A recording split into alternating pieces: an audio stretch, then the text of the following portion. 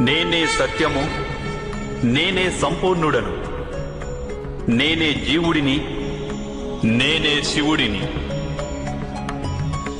అక్షరాలలో అకారాన్ని, వేదాలలో సామవేదాన్ని, దేవతలలో ఇంద్రుడిని, ప్రాణులలోని చైతన్యాన్ని, యక్షులలో కుబేరుడిని, రుద్రులలో శంకరుడిని,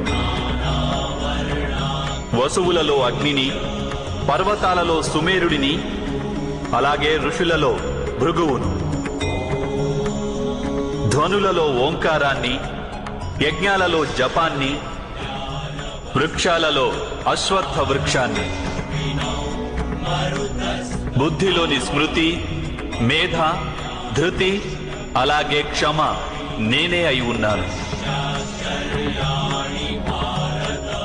కీర్తిని నేనై ఉన్నాను. గంధర్వులలో చిత్రరథుడను, దేవర్షులలో నారదుడిని, నేను